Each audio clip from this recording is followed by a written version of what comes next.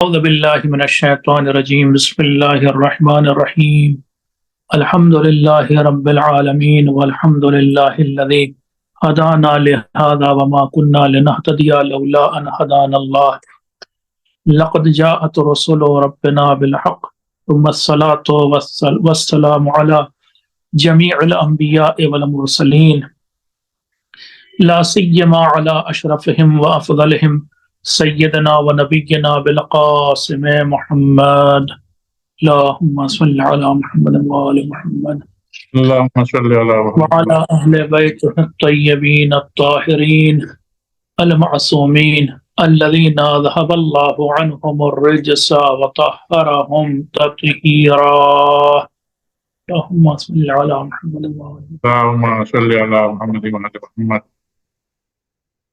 اما بعد، آج ہماری گفتگو ماہ رمضان کے استقبال کے سلسلے میں ہے،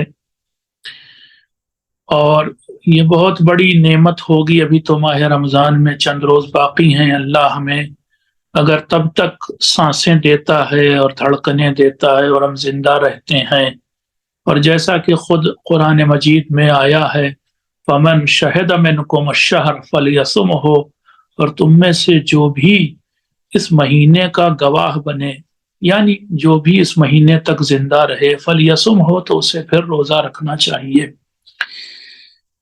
آج ہم استقبال ماہ رمضان کے سلسلے میں ایک الگ دعا کا ذکر کرنے جا رہے ہیں. عام طور سے جب بھی استقبال ماہ رمضان کے بارے میں بات کی جاتی ہے تو خطبہ شعبانیہ کو پیش کیا جاتا ہے.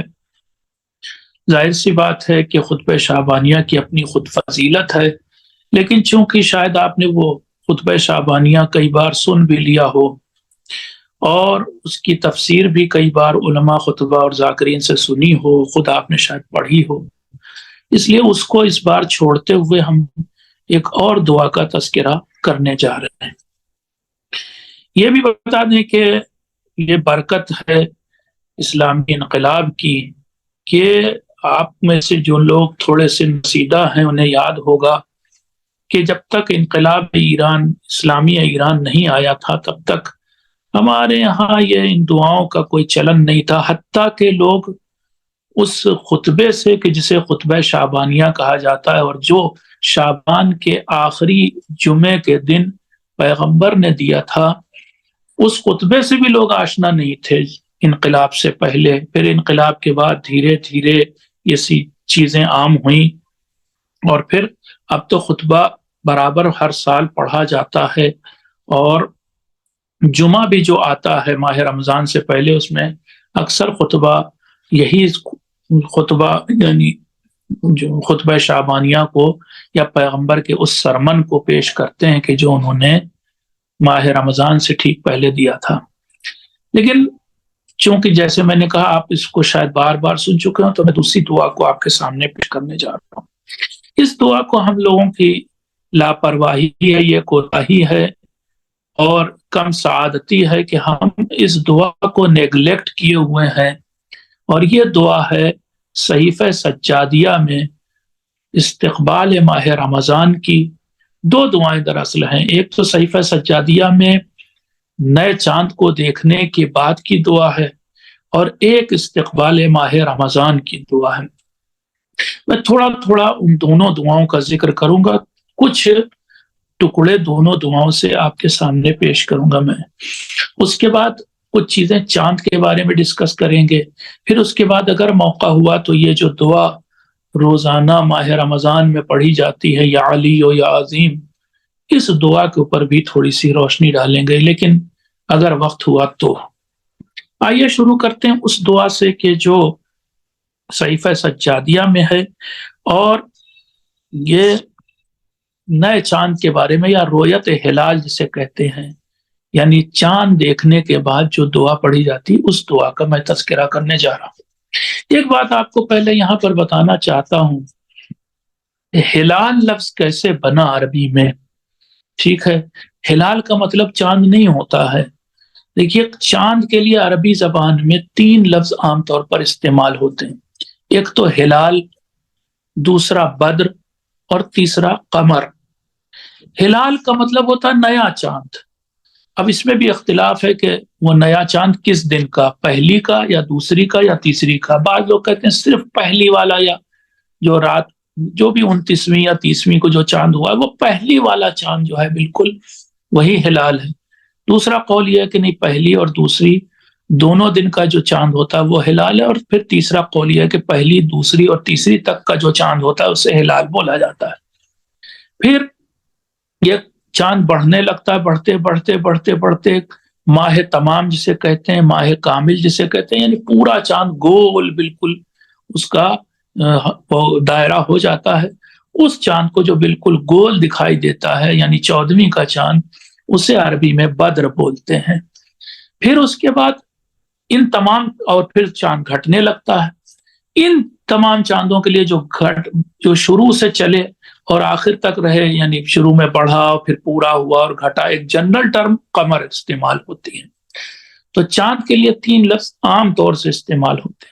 ہلال لفظ کہاں سے آیا؟ کیونکہ قرآن مجید میں ایک اور جگہ پر ہلال سے ہی ڈرائیو ایک لفظ ہے، وما اہل لغیر اللہ بہ. اس جانور کے بارے میں آیا کہ جو اللہ کے سوا کسی اور کا نام لے کر ذبح کیا گیا ہو.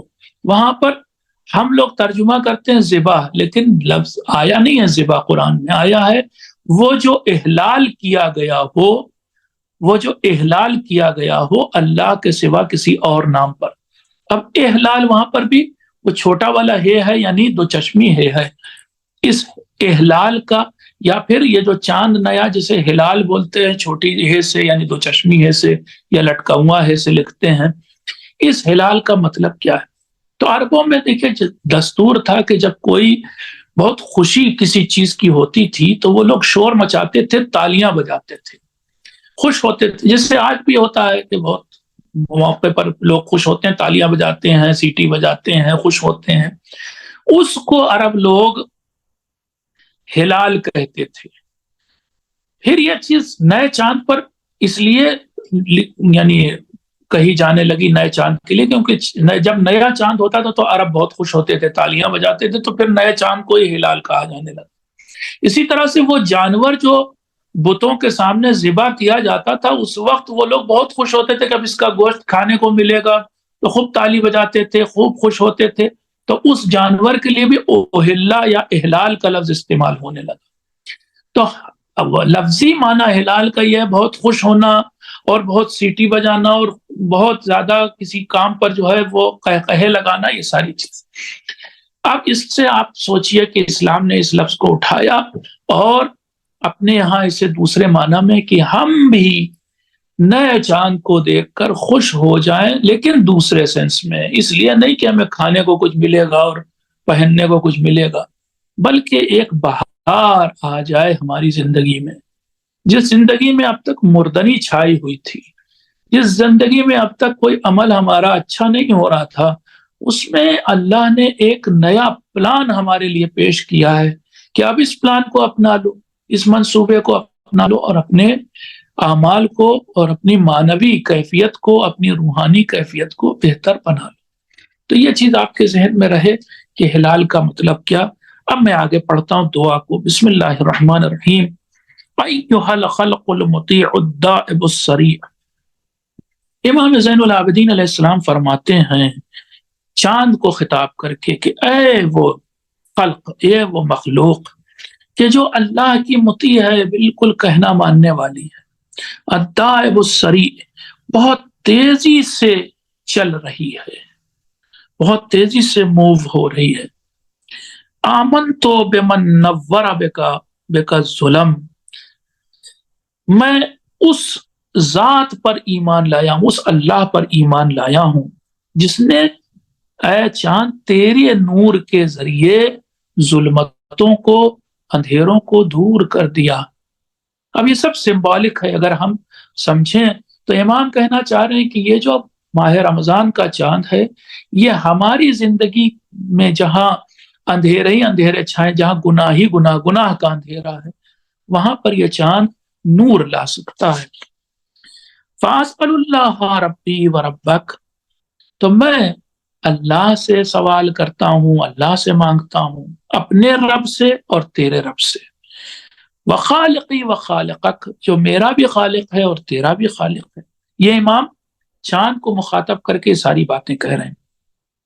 ومقدری ومقدرک، اور وہ خدا کے جس نے میری تقدیر طے کی اور تیری تقدیر، اس کا یوں بھی ترجمہ کر سکتے ہیں، یا پھر میرے لیے ہر چیز کی مقدار طے کی اور تیرے لیے ہر چیز کی مقدار طے کی.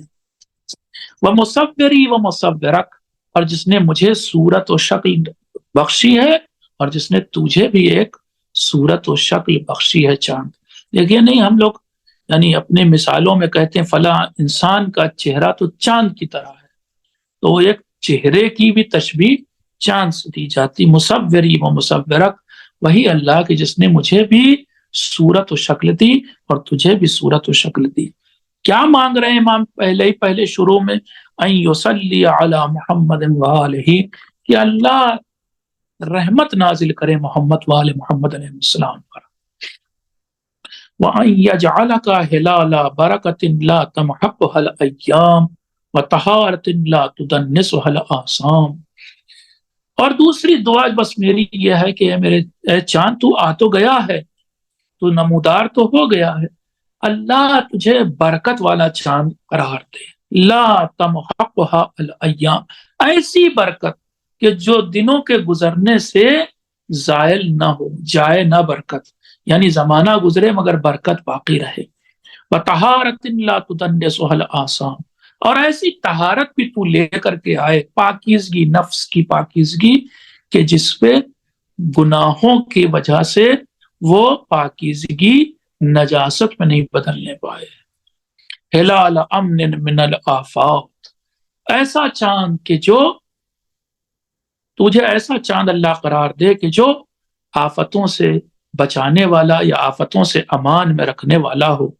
وسلامت من السیئات، اور اللہ تجھے ایسا چاند قرار دے کہ جو برائیوں سے، بدکاریوں سے ہمیں بچا کے رکھے.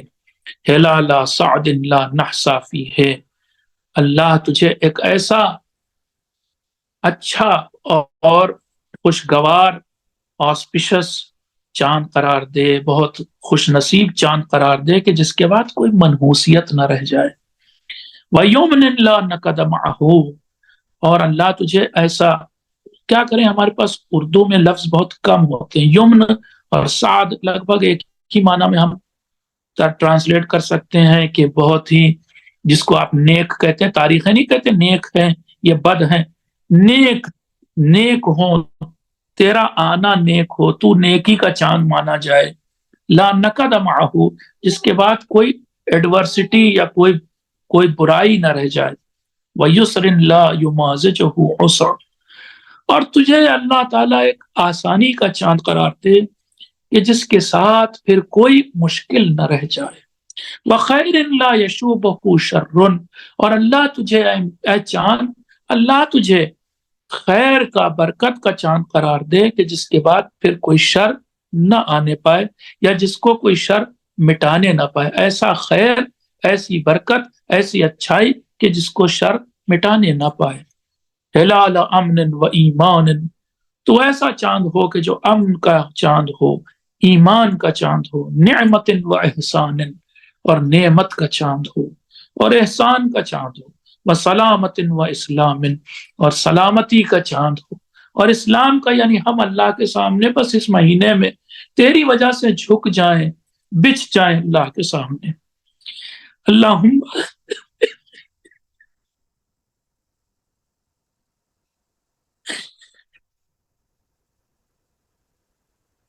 اللہم صلی علی محمد وآلہ،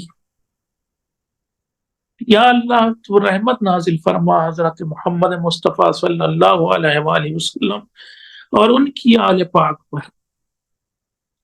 وَجْعَلْنَا مِنْ أَرْضَ مَنْ طَلَعَ عَلَيْهِ، یہ چاند جن لوگوں پر طلوع ہوا ہے، جتنے بھی لاکھوں کروڑوں لوگ اس دنیا میں ہیں، جب چاند نکلے گا ماہ رمضان کا، جو لوگ چاند دیکھیں گے، ان دیکھنے والوں میں سب سے زیادہ بھلا انسان مجھے قرار دے، سب سے زیادہ وہ انسان کے جس سے تو سب سے زیادہ راضی ہو، وہ انسان مجھے قرار دے. وَأَزْكَى مَن نَظَرَ إِلَيْهِ، اور مجھے ان لوگوں میں سب سے زیادہ پاک انسان قرار دے کہ جو اس چاند کو دیکھیں گے یا دیکھ رہے ہیں. فَأَسْعَدَ مَنْ تَعَبَّدَ لَكَ فِيهِ، اور کچھ ایسا کر دے کہ اس چاند کو دیکھنے کے بعد میں تیرا بندہ بن جاؤں، میں تیرے سامنے جھک جاؤں، میں تیرے سامنے تسلیم ہو جاؤں. وَوَفِّقْنَا فِيهِ لِلتَّوْبَةِ، اور مجھے توفیق دے، تو ہی فیور کر، مجھے یہ فیور دے مجھے کہ میں توبہ کر لوں اس مہینے میں اس چاند کو دیکھنے کے بعد. وَعَصِمْنَا فِيهِ مِنَ الْجَوْبَةِ، اور ہمیں برے کاموں سے، سیئات سے اس مہینے میں یا اس چاند کو دیکھنے کے بعد جو مہینہ ہوگا اس میں بچائے رکھنا، بدکاریوں سے، گناہوں سے، جرموں سے، غلطیوں سے، خطاؤں سے. وَحَفَظْنَا فِيهِ مِن مُبَاشَرَةِ مَعْصِيَتِكَ، اور ہمیں محفوظ رکھنا کہ ہم سیدھے سیدھے بغیر کسی لاج، بغیر کسی حیا کے تیری کہیں معصیت نہ کرنے لگ جائیں. وَأَوْزِعْنَا فِيهِ شُكْرَ نِعْمَتِكَ، اور اسی مہینے میں ہمیں توفیق دینا، ہمارے دل میں ڈال دینا، یہ انٹیوشن پیدا کر دینا کہ ہم تیری نعمتوں کا شکر ادا کرنے لگیں.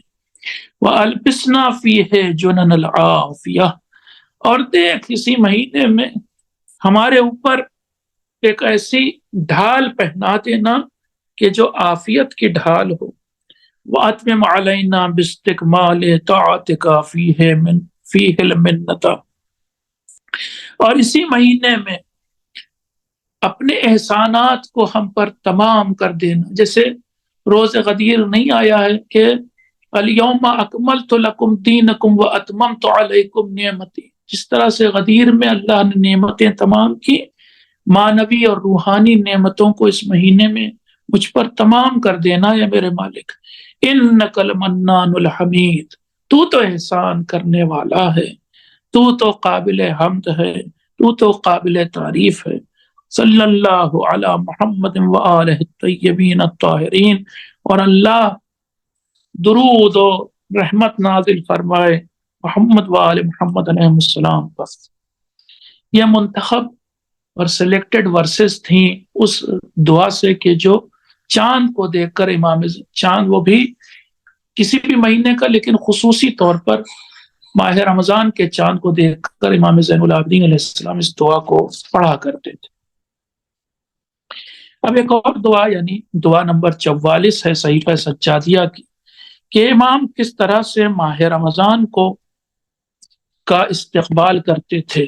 چوتھے امام زین العابدین علیہ السلام ایک خاص انداز میں خاص دعا پڑھ کر ماہ رمضان کا استقبال کرتے تھے.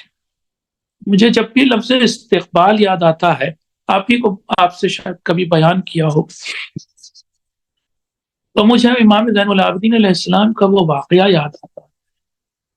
اور وہ واقعہ کیا ہے؟ ان کے بارے میں روایات میں آیا ہے کہ روایت میں لکھا ہے کہ جب بھی امام کے دروازے پر کوئی فقیر آتا تھا، کوئی سائل آتا تھا، کوئی مانگنے والا آتا تھا، تو امام ایک جملہ کہتے تھے، اور وہ جملہ کیا ہوتا تھا؟ خوش آمدید، خوش آمدید، ویلکم ویلکم، یا عربی میں کہیں تو امام فرماتے تھے اہلن اہلن لمن یحمل زاری اوزاری الی یوم القیامہ.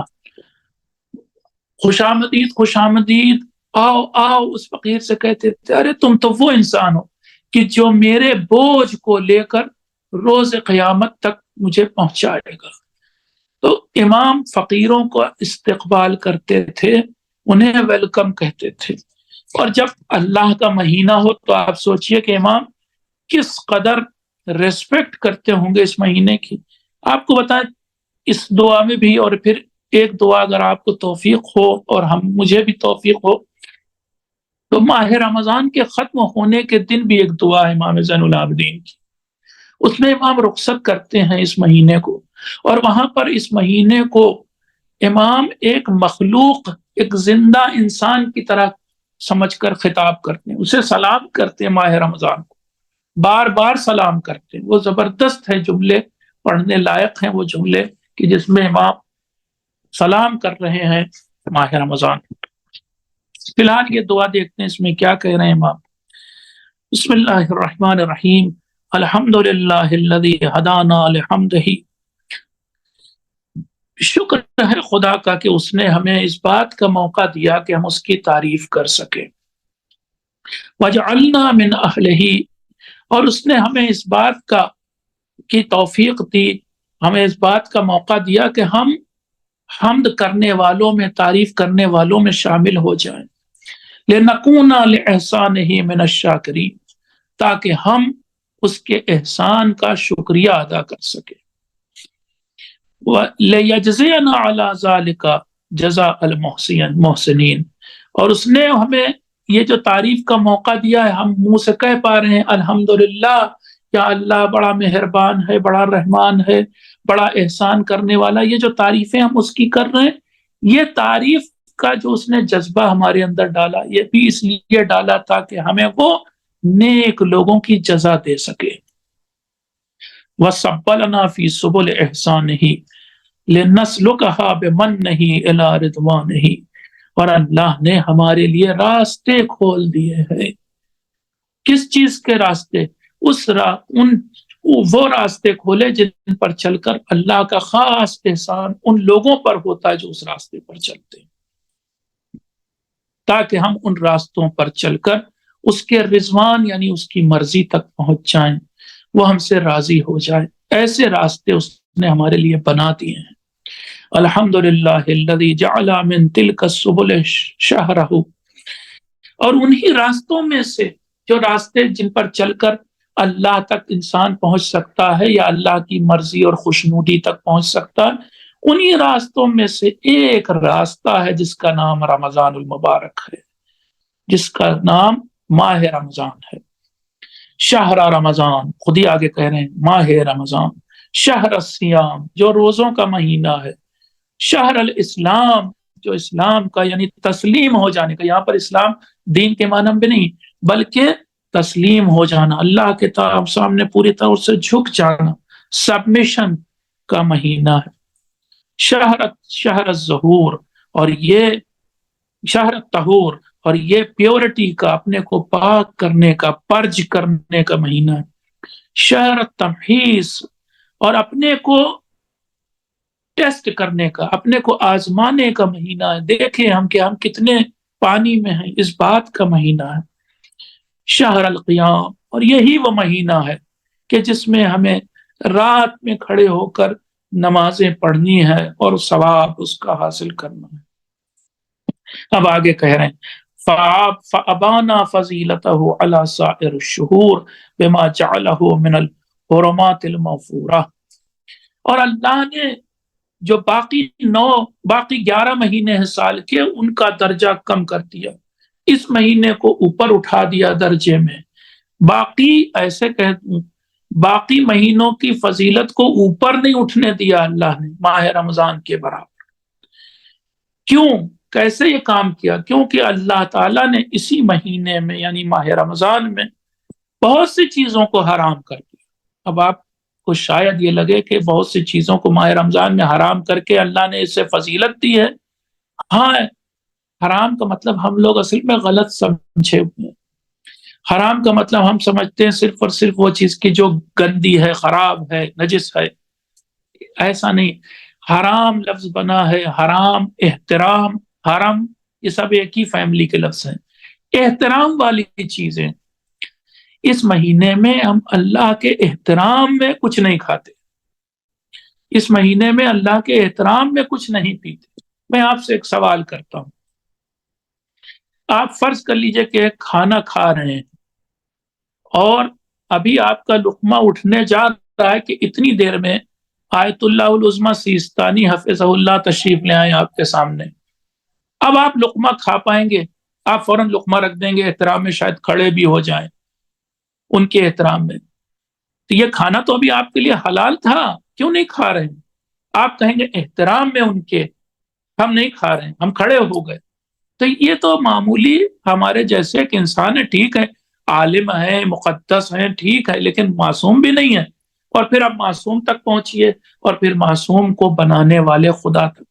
اس مہینے میں ہم احترام میں اللہ کے کھانے پینے کو دن کے وقت وہ بھی چھوڑ دیتے ہیں۔ تو امام فرما رہے ہیں اسی احترام کی وجہ سے جو ماہ رمضان کا دن میں ہم لوگ کھانا پینا چھوڑتے ہیں، بہت ساری چیزیں حرام ہو جاتی ہیں، اسی سے اس مہینے کا احترام پتہ چلتا۔ والفضائل المشہورہ، اور اتنی فضیلتیں ہیں اس ماہ رمضان کی جو مشہور ہیں سب طرف۔ فحرم فیہ ما احل لہ فی غیرہ، اللہ نے جو چیزیں دوسرے مہینوں میں حلال قرار دی ہیں اس کو اس مہینے میں حرام کر دیا۔ کیوں حرام کیا؟ اعظاماً، اس کی عظمت کو ظاہر کرنے کے لیے کہ کتنا عظیم مہینہ ہے۔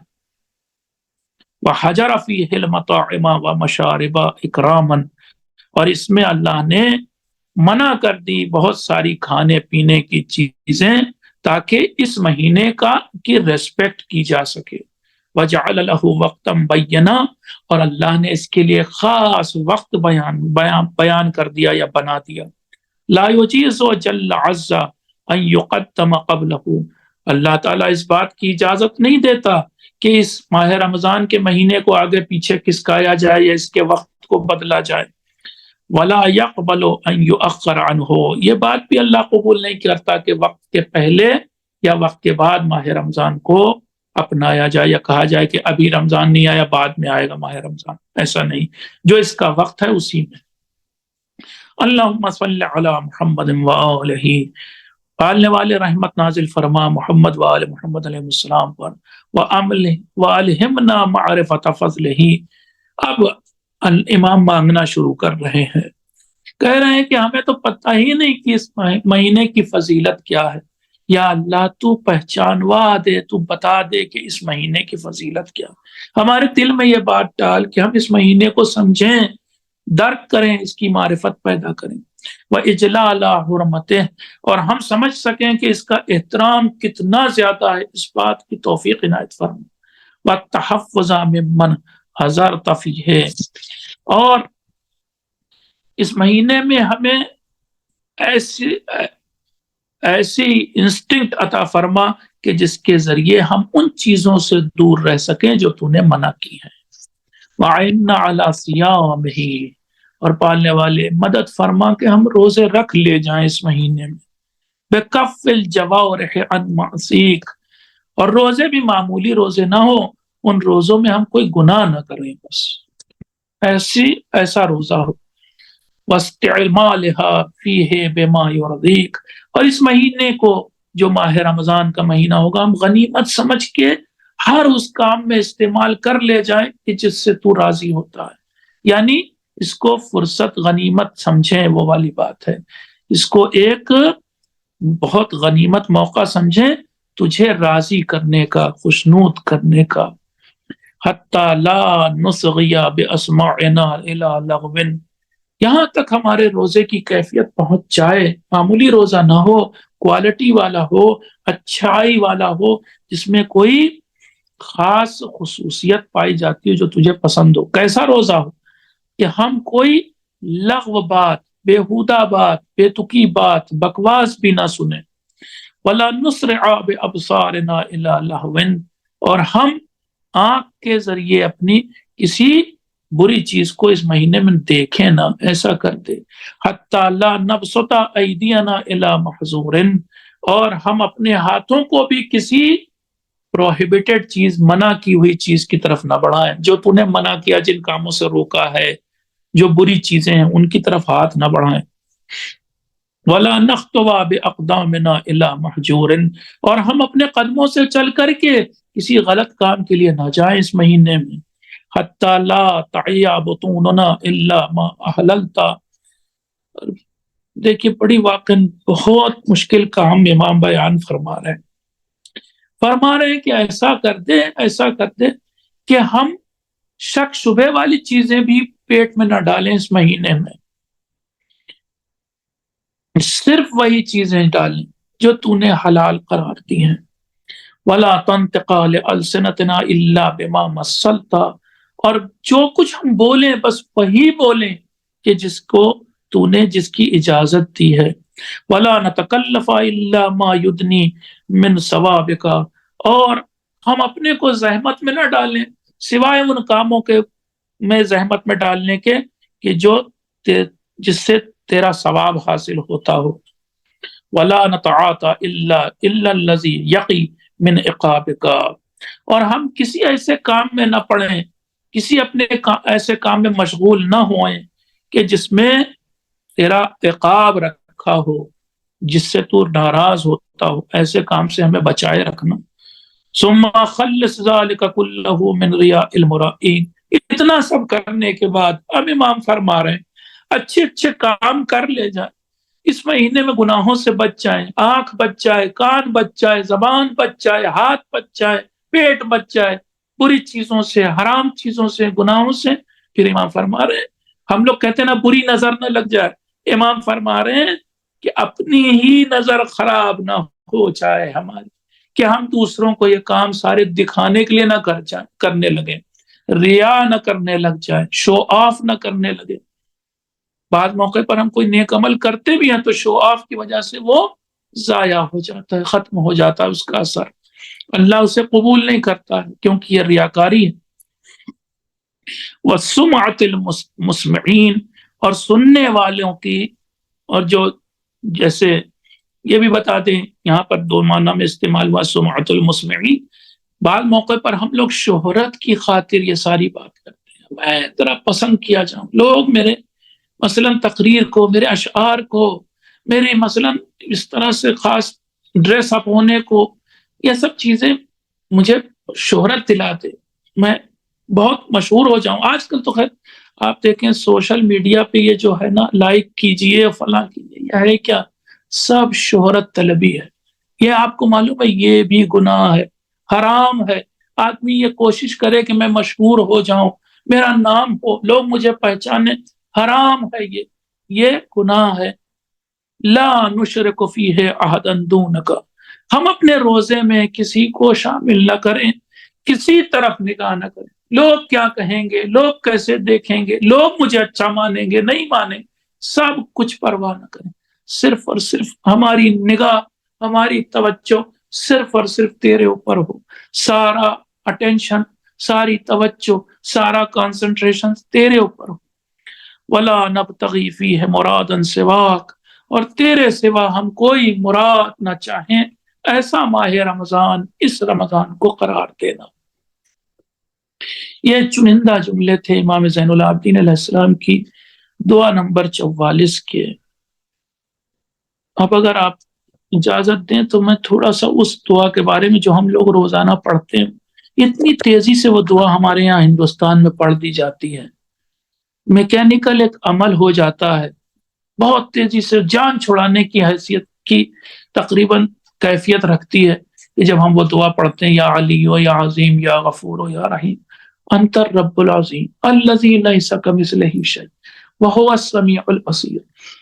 اس دعا کو بتانے سے پہلے ہم آپ کو بتانا چاہتے ہیں کہ یہ دعا بہت گہرائی میں اس کی تھوڑی جائیے تو آپ کو پتہ چلے گا، یعنی پرتیں ہٹائیے تو آپ کو پتہ چلے گا کہ اللہ تعالیٰ نے اسی دعا سے پتہ چل جائے گا آپ کو کہ ماہ رمضان کا فلسفہ کیا ہے، یہ اللہ نے رمضان المبارک رکھا کیوں، یہ شب قدر رکھی کیوں، یہ ساری باتیں آپ کو اسی دعا میں پتہ چل جائیں گی۔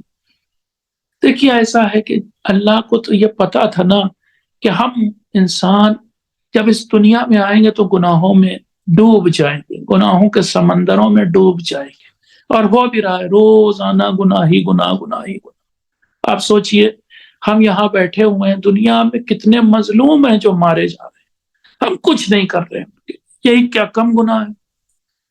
اس کے علاوہ وہ گناہ کے جو ہم کبھی سوچتے نہیں، ہم نے مثلا ہو سکتا ہے بہت زور سے چیخ دیا ہو اور کسی کیڑے کو وہ سکتہ قلب، یعنی اس کا دل رک گیا ہو، اس کو جو ہے ہارٹ اٹیک ہو گیا ہو، ہمیں کیا پتا، ہم نے بہت شور مچایا ہو، چڑیا مثلا کہہ رہے ہیں جو درختوں پر بیٹھتی ہوں، ان کو رات میں اپنے گھونسلوں کو چھوڑنا پڑ گیا ہو، ان کو تکلیف پہنچی ہو، ان گناہوں کو تو ہم سوچتے بھی نہیں ہیں۔ ہم نے جانوروں کو کتنا ستایا، ہم نے درختوں کو کتنا ستایا، ہم نے ہو سکتا ہے کہ چلتے پھرتے بلا وجہ درخت کے پتے توڑ لیے ہوں، بلا وجہ مثلا کسی درخت کو کاٹ ڈالا ہو، یہ سب گناہ ہی گناہ ہم نے کیے ہیں، انوائرمنٹ کو بھی نقصان پہنچایا، مخلوقات خدا کو، وغیرہ وغیرہ۔ تو اب ہم تو گناہوں میں ہر طرح کے گناہ، اس کے بلا بات تو اور غیبت اور جھوٹ اور وہ تو سب ہی ہے، ان گناہوں کے سمندر میں اللہ جانتا تھا کہ ہم ڈوب جائیں گے۔ اب یہ بتائیے کہ اللہ نے ایک قرآن کی آیت آئی ہے کہ جب میری ہدایت تم تک پہنچے، جب اللہ جو ہے جناب آدم کو اس دنیا میں آدم و حوا کو بھیج رہا تھا، تو وہاں پر صرف آدم و حوا لفظ نہیں کہا ہے، بلکہ کہا ہے کہ تم آدم و حوا و انسانوں، یعنی ہم لوگ بھی شامل تھے، جاؤ اس دنیا سے، جاؤ نیچے اتر جاؤ، دنیا میں چلے جاؤ۔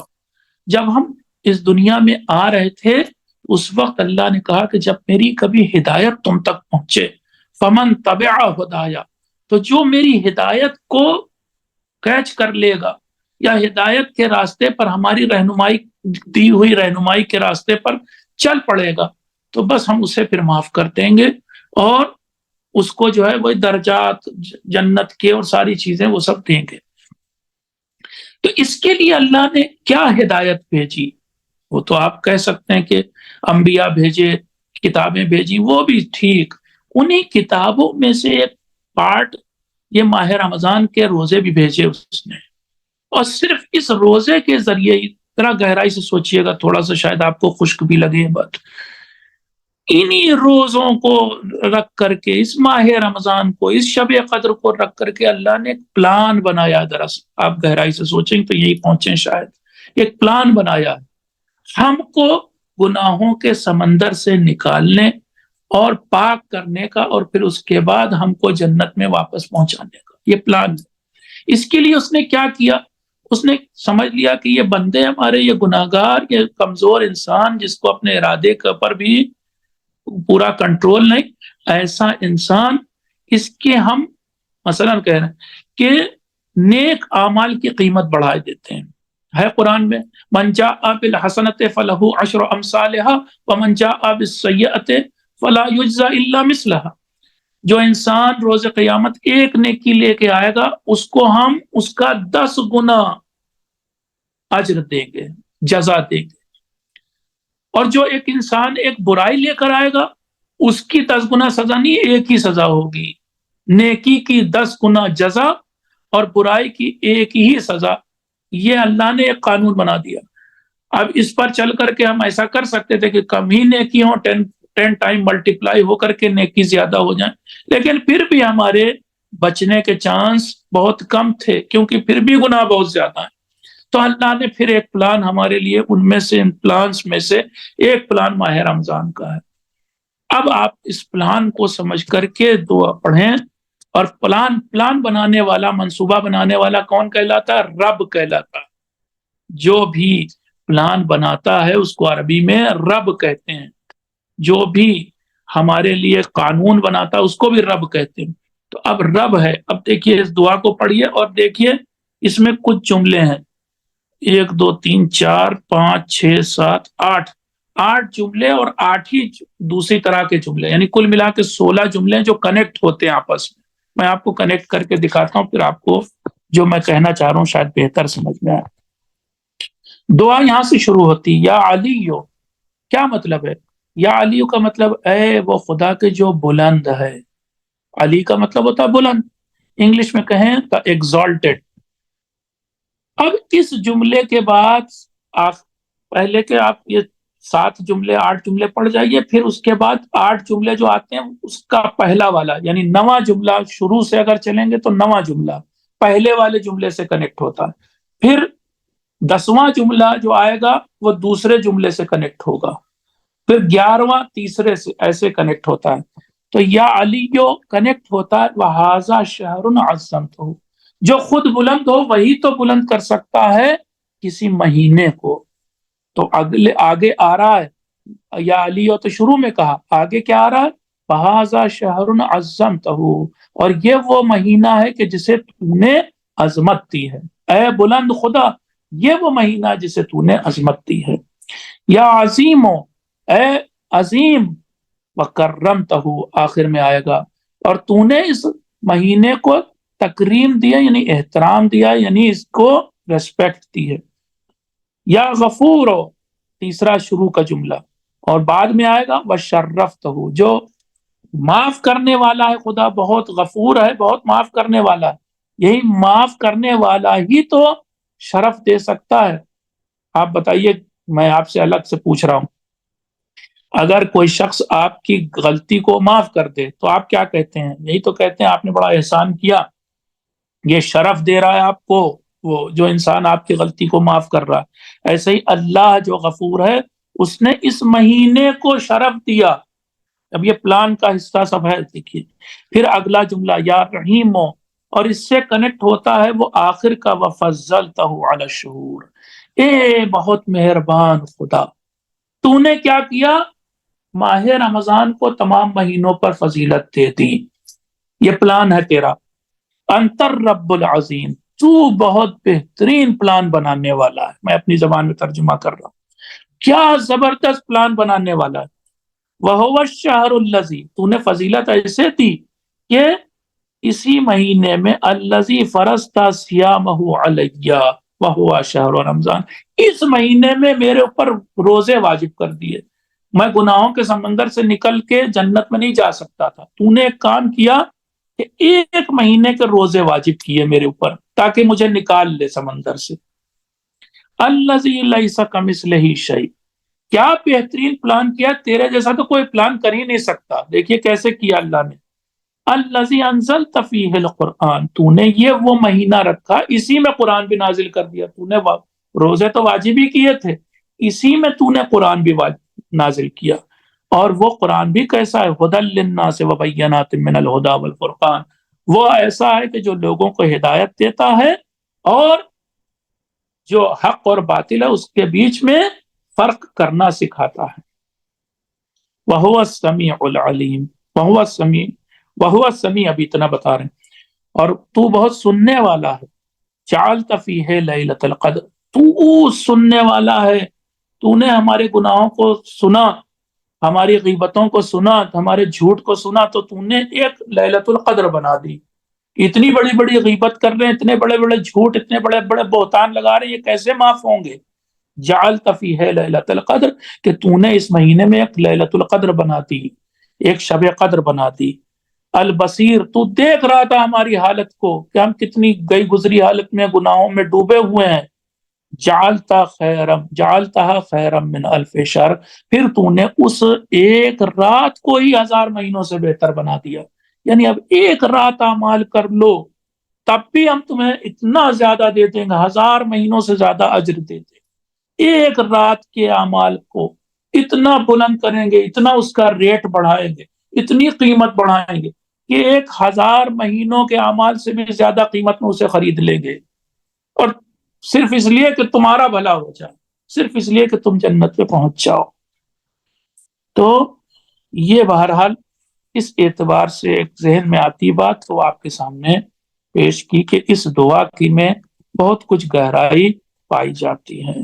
اللہ تعالیٰ نے یہ سارا ماہ رمضان اور ماہ رمضان میں قرآن اور پھر اسی میں ماہ شب قدر اور پھر شب قدر کو بلند کرنا، یہ سب اس لیے بنایا، ایک پلان تھا جو ڈیوائس کیا، اس لیے کہ ہم کو وہ کسی طرح سے کھینچ کر کے ہمارا ہاتھ پکڑ کے کسی طرح سے جنت میں لے جائے. ورنہ ہم لوگ تو، سچ بات یہ ہے کہ جانوروں سے بدتر مخلوق ہے. اولئک کالانعام بل ھم اضل، قرآن کہہ رہا ہے یہ لوگ وہ ہے کہ جو چوپایوں جیسے ہیں یا اس سے بھی بدتر ہے. سچ بات یہ ہے کہ انسان جو گناہ کرتا ہے، انسان جو جرائم کرتا ہے، جرم کرتا ہے، وہ ایسا تو جرم کوئی جانور بھی نہیں کرتا. جانور اپنے بس بھوک بھر کسی کو مار کے کھا لے گا بس، لیکن انسان ایک ہی دن میں ہزاروں کو مارتا ہے اور اس کی پیاس نہیں بجھتی. وہ لاکھوں کا خون بہا دیتا ہے، اس کی پیاس نہیں بجھتی.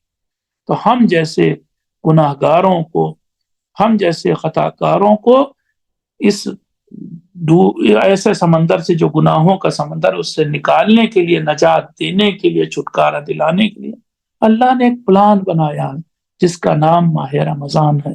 اس پلان کے ذریعے وہ ہمیں ہمارے چھوٹے ٹوٹے پھوٹے اعمال کو مہنگا خرید کر کے، ڈسکارڈڈ عمل کو کہہ لیں، مہنگا خرید کر کے، بہت مہنگا خرید کر کے ہمیں کسی طرح سے جنت میں لے جانا چاہتا ہے. کیا اب بھی نہ کہیں کہ وہ اللہ ہم کو ہم سے زیادہ چاہتا ہے؟ آخر میں ایک بس حدیث قدسی پڑھتا ہوں اور اپنی بات کو ختم کرتا ہوں. ایک حدیث قدسی سمجھتے ہیں یعنی اللہ کی وہ باتیں کہ جو قرآن میں نہیں آئی اور ان میں میننگ یا معنی تو اللہ کی طرف سے تھے، الفاظ پیغمبر کے تھے، اسے حدیث قدسی کہتے ہیں.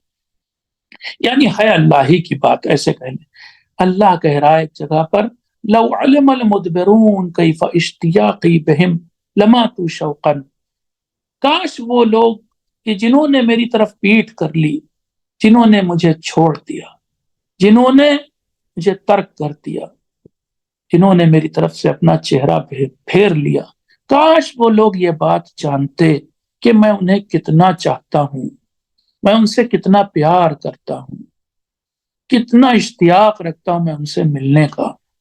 تو پھر وہ لوگ بھی اس بات کو جان کر کے شوق سے مر جاتے، وہ لوگ بھی مجھ سے ملاقات کے شوق میں مر جاتے. کاش انہیں یہ بات پتا ہوتی کہ میں انہیں کتنا چاہتا، تو وہ لوگ بھی شوق ملاقات میں مر جاتے. سچ بات یہ ہے کہ اللہ ہمیں بہت چاہتا ہے، اور اسی چاہت کا نتیجہ ماہ رمضان ہے کہ اس نے ایک پلان بنایا، ایک منصوبہ بنایا جس کے تحت وہ ہمیں کسی طرح سے معاف کر دے. پھر ایک فارسی کا شعر پڑھتا ہوں، یہی آخری بات ہوگی. فارسی کے شعر میں آیا ہے رحمت حق بہا نمی جویت، رحمت حق بہا نمی جویت. دونوں جملے پڑھے جب جاتے ہیں ایک جیسے لگتے ہیں، دونوں مصرے، لیکن دونوں میں فرق ہے. ایک کا پہلے کا مطلب ہے کہ اللہ کی رحمت کوئی عوض نہیں مانگتی ہے، کوئی عوض نہیں چاہتی ہے. یعنی ایسا نہیں کہ ہم کچھ کریں تبھی اللہ رحمت کرے گا. اللہ کی رحمت کوئی عوض نہیں چاہتی، بلکہ اللہ کی رحمت ایک بہانہ تلاش کرتی. بس ہم وہ بہانہ دے دیں، وہ ہم پر رحمت کرے گا. اس ماہ رمضان میں ہم کوئی بہانہ ایسا اللہ کے ہاتھ میں دے دیں جس کے ذریعے وہ ہم پر رحمت کرنے لگ جائے. اللہ ایک بہانے کی تلاش میں ہوتا ہے اپنے بندے پر رحمت کرنے کی. والسلام علیکم ورحمۃ اللہ وبرکاتہ.